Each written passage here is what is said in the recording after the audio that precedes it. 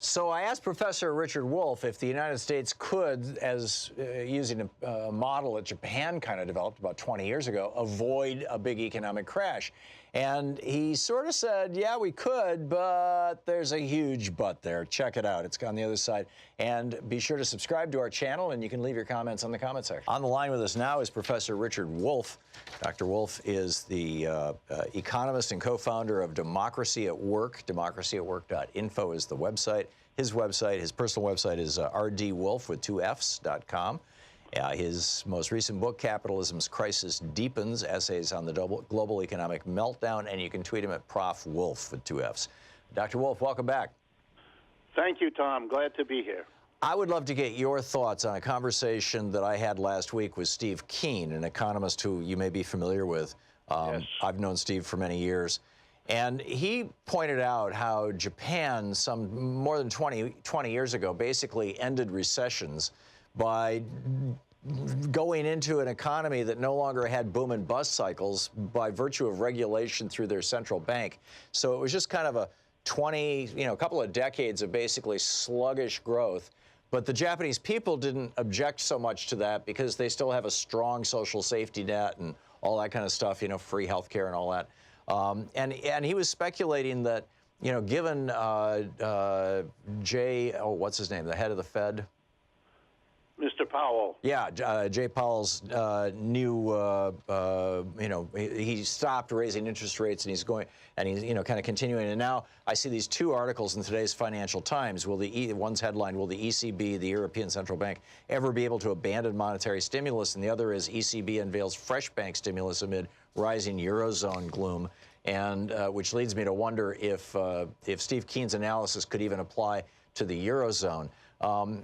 What are your thoughts on that? On what Japan did, how that might apply to us? They did this after their debt to GDP ratio exceeded 200%.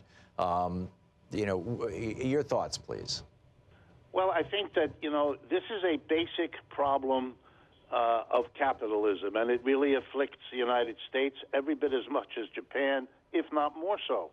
Every employer is always looking for ways to save on labor costs, whether it's by hiring immigrants rather than local people, whether it's replacing people with machines through automation, whether it's making workers work harder and faster so he can do with fewer of them. Whatever it is, it's an endless struggle, and the profitability of an enterprise depends on how well he does it. But here's the irony, or if you like, the contradiction.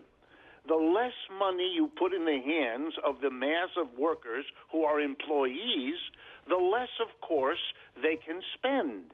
And the irony is, you as a capitalist employer not only have to make profit by keeping your wage bill down, but you also have to sell the stuff that you hired the workers to help you produce. And if you deprive the mass of people of decent incomes, well, they can't buy it back from you, and that can be as debilitating to your profits as having paid them better wages in the first place.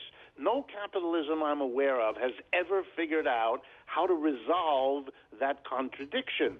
For a while, you can do it by having a kind of mass middle class type of capitalism, and we had that in the 60s, 70s, and 80s. But as you proliferate a more and more unequal economic system, as we have in the last 30 years, more and more money is in the hands of a fewer portion of our population. They don't spend it the way other people who are less well endowed with money could do. And so there you have the problem. You have squeezed the mass of people. They can't buy the stuff you're producing, and that then grinds your economy down. What the Japanese did is face that and use the government to try to fix that situation by redistributing wealth, by having a very generous public service system, et cetera, et cetera. The United States seems hell-bent to not go in that direction.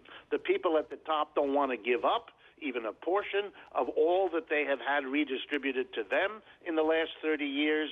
So we seem to be heading down a path where we're unwilling to do the kinds of things the Japanese doing, now apparently unwilling to do even what the Europeans are doing faced with this situation. And my guess is we're going to be very, very sorry that we're taking that extreme conservative path. So by maintaining low interest rates right now, the Fed is, in effect, encouraging more and more debt, encouraging people, stimulating the economy by encouraging people to borrow in order to buy things. And the European Central Bank looks like it's doing the same thing.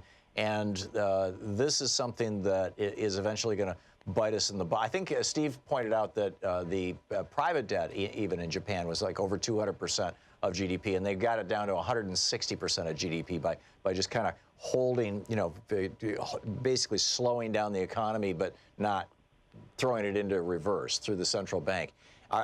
So it sounds to me like you're suggesting that our problems are so much deeper than Japan's because we don't have a strong social safety net and we don't have high minimum wages like Japan does, heavy levels of the equivalent of unionization, that therefore a crash is inevitable here and it'll be a crash that's driven by debt. Am I getting that right?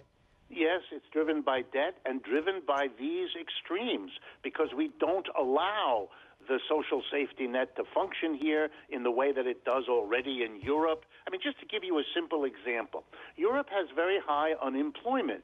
So how do they survive? Well, when they get to be unemployed, they still maintain their health insurance because it's not linked to their job. It's a national service available to everybody who's in France, everybody who's a French citizen. So to lose your job does not immediately plunge you into anxiety or deprivation when it comes to your health care. The same is applicable to school fees, even at higher levels of education.